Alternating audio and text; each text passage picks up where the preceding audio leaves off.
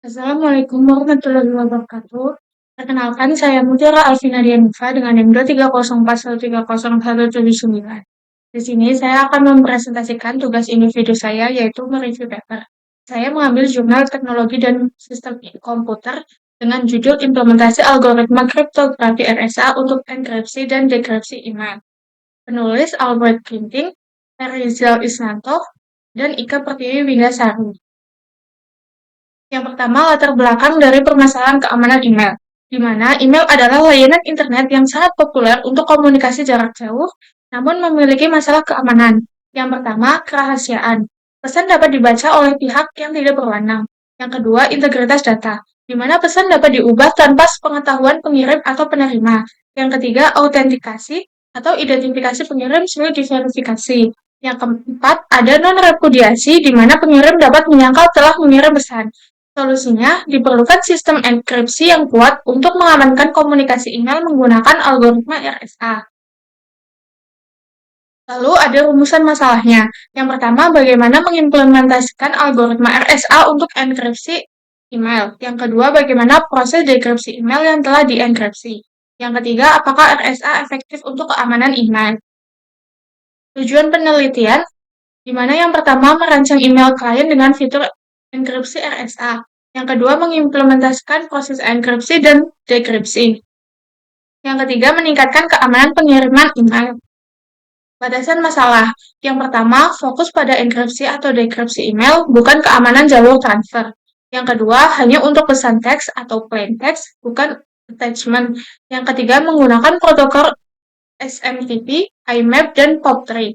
Yang keempat, implementasi dengan Java dan NetBeans 7.4. Landasan teori kriptografi. Apa itu kriptografi? Kriptografi terdiri dari dua kata, dari kriptos yang artinya tersembunyi dan grafia yang artinya tulisan, di mana ilmu ini yang mempelajari teknik-teknik matematika untuk menjaga suatu keamanan informasi. Yang pertama ada enkripsi, yaitu dari plain text menjadi ciphertext yang mengubah pesan asli menjadi pesan tersandi. Lalu yang kedua dekripsi, di mana ciphertext menjadi plain text yang mengembalikan pesan tersandi menjadi pesan asli kembali. Jenis-jenis algoritma kriptografi. Yang pertama ada simetris, di mana satu kunci untuk enkripsi dan dekripsi. Contohnya ada DES, AAS, dan Blowfish. Yang kedua asimetris atau RSA, di mana terdapat dua kunci yang berbeda, yaitu public key enkripsi dan private key atau dekripsi. Algoritma RSA.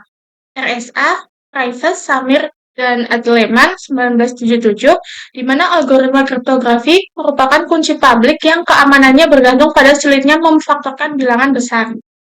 Komponen kunci dari RSA terdiri dari P dan Q yang merupakan bilangan prima atau rahasia, N sama dengan P kali Q, yaitu modulus atau publik, lalu modulo N sama dengan P-1, Q-1, sama dengan fungsi Euler atau rahasia. E merupakan public key atau kunci enkripsi atau public.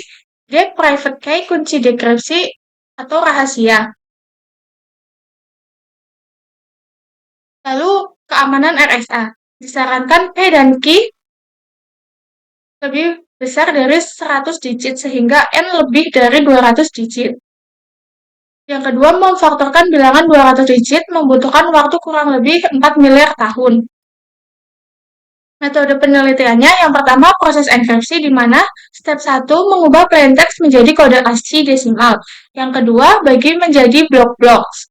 Step ketiga enkripsi setiap blok harus dengan rumus, di mana Y1 sama dengan X1 pangkat E modulo N. Kemudian yang kedua ada proses deskripsi. Yang pertama stepnya deskripsi setiap blok ciphertext dengan rumus, yaitu X1I sama dengan YI pangkat D modulo N. Step yang kedua, ubah kembali dari ASCII desimal ke teks. Dengan mengimplementasikan menggunakan bahasa Java, menggunakan IDE NetBeans 7.4, menggunakan server Google Email, menggunakan protokol SMTP, IMAP, dan POP3. Lalu hasil dan pembahasan.